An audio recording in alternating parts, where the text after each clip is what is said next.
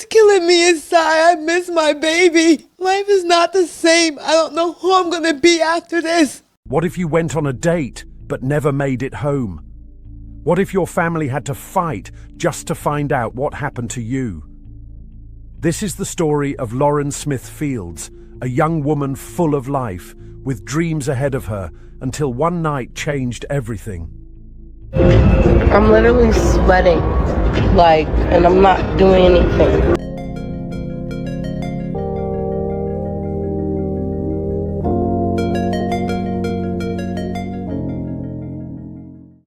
Lauren was just 23 years old, ambitious, intelligent, and deeply loved.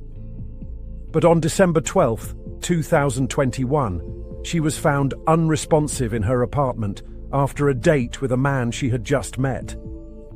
What should have been a straightforward investigation turned into a nightmare for her family, one filled with silence, unanswered questions, and a fight for justice. Her family didn't even find out from the police. They had to learn the unthinkable from a landlord. Why was this case handled the way it was? Why was the man she was last with never truly investigated? Something isn't right. Stay with us as we uncover the heartbreaking truth behind this tragedy. We extend our deepest condolences to the family and friends of Lauren Smith Fields. No family should ever have to fight just to find out what happened to their loved one. Her story is a heartbreaking reminder of how crucial it is to demand justice and accountability. Before we delve further into the details of this case, we have a small favor to ask.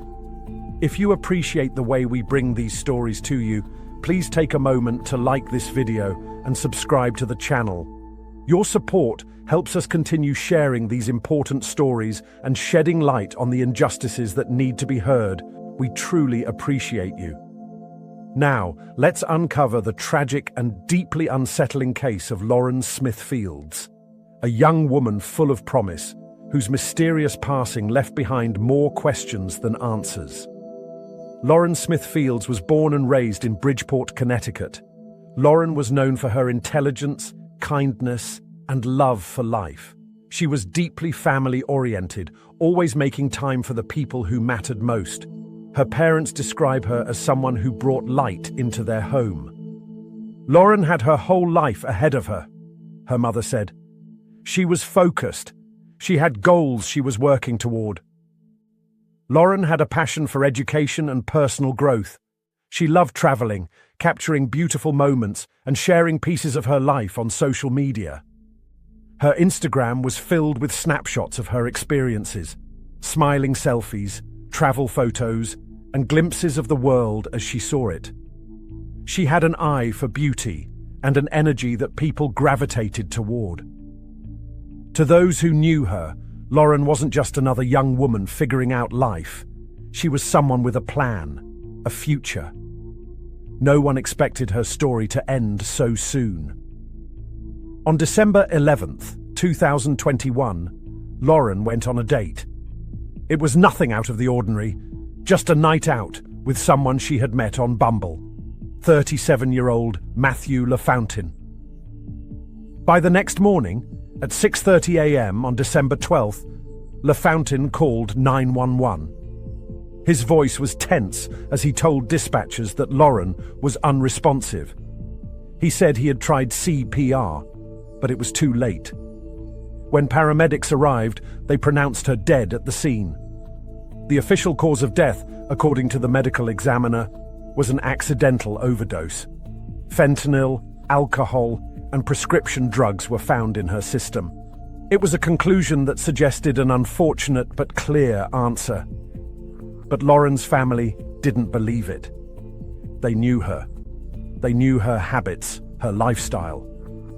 Without a doubt, we know that my daughter was not a drug user, and I had a second autopsy myself, paid out of pocket, because we felt so uncomfortable with the way it was handled. Lauren wasn't a drug user. The idea that she had willingly taken fentanyl made no sense. Her death left them devastated. But what made it even worse was how they found out. The police never contacted Lauren's family. No phone call, no officer showing up at their door. Nothing. Imagine that. Finding out your daughter is dead from a stranger, her landlord instead of the authorities. How heartbreaking can that be? Shocked and desperate for answers, they rushed to the police station. But when they arrived, they weren't met with compassion or urgency.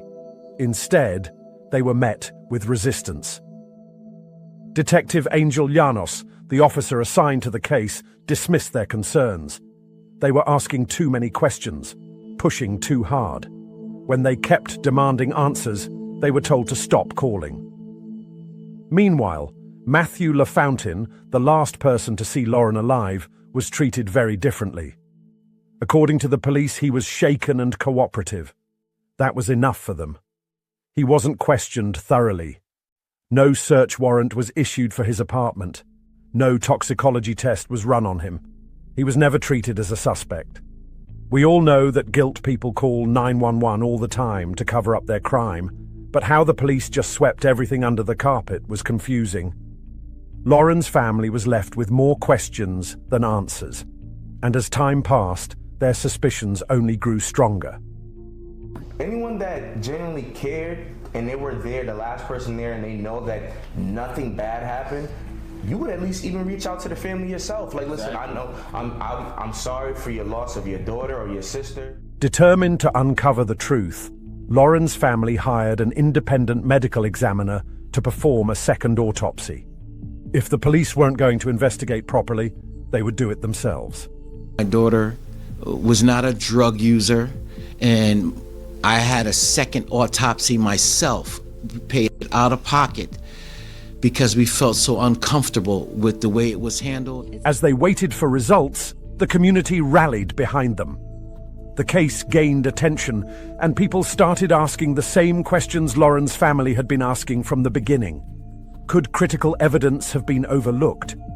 Was this really an accident? Or was there something more sinister at play? Public outrage spread like wildfire. Protests erupted outside the Morton Government Centre, with crowds demanding answers. Activists joined the fight, amplifying the family's voice. The black community stood together, refusing to let Lauren's case be swept under the rug. Across social media, the hashtag number Justice for Lauren gained momentum. People shared her story, calling for accountability. The pressure was mounting. The Bridgeport Police Department couldn't ignore the criticism. It wasn't just about Lauren anymore. It was about the way her case had been handled.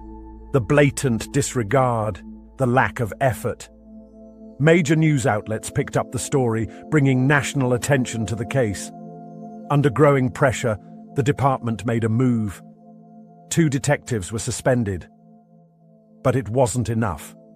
The suspension was temporary, and before long, the detectives were reinstated. The case was reassigned, but Lauren's family wasn't convinced it would make a difference. The damage had already been done. Lauren's case wasn't just about one woman's tragic death. It was about a much larger issue. Black women go missing or are murdered at disproportionately high rates, yet their cases often receive little to no media attention. The urgency that exists for white victims simply isn't there for black victims. I feel like because he's a white guy and she's a black girl, it's just almost like they just thrown it under the rug. That night she was silenced, so now we are her voice. Right. But we're here and we're fighting for her. Lauren's family couldn't help but ask, if Lauren had been a white woman, would this case have been handled differently? Would the police have taken it more seriously? Would Matthew LaFountain have been investigated thoroughly from the start? And his apartment was searched properly like the crime scene it was? History suggests the answer is yes. Studies show that missing and murdered black women receive significantly less media coverage than their white counterparts. Cases like Gabby Petito's dominate headlines, while black victims remain unheard, unseen. It's a painful truth, and Lauren's case became another example of this disturbing pattern. Despite the national attention, despite the protests, despite the public outrage, Lauren's case remains unresolved. Her family refuses to let it be forgotten. They continue to push for transparency, for accountability, for justice. They filed a lawsuit against the city and the police department demanding answers. They wanted real change, not just for Lauren, but for every family who has been forced to experience this kind of pain. Their goal is simple: to make sure no other family has to go through what they went through. If this is achieved, it will mean that Lauren's death was not just for nothing, but for a cause way older than her existence. Lauren Smith Fields should still be here. She had dreams, plans, and a future just like you and I. And her family will keep fighting until they get the justice she deserves. How does a young woman die under such suspicious circumstances, and yet no one is held accountable? That's the question that won't go away. It lingers, not just for Lauren Smith Fields' family, but for everyone who has followed her case. The official cause of death was ruled an accidental overdose. But what about the details that don't add up? Lauren wasn't known to use drugs, and yet fentanyl was in her system. The last person to see her alive was never investigated as a suspect. No serious questioning, no search warrants, no effort to find out what really happened that night. Was this truly an accident, or was foul play ignored? Did biases or failures in the system prevent a proper investigation? Would the response have been different if Lauren had been someone else, from a different background? But this isn't just about Lauren. It's about a pattern of cases where families are left to fight for answers when authorities don't. Should there be harsher laws to ensure law enforcement is held accountable for the way they handle or fail to handle cases like this? Should law enforcement be held to stricter standards? Let's keep Lauren's name alive by sharing your thoughts in the comments. Every voice matters. If you learn anything from this video, please like this video and subscribe to our YouTube channel. Remember, your support helps us reach more people. Thank you for watching.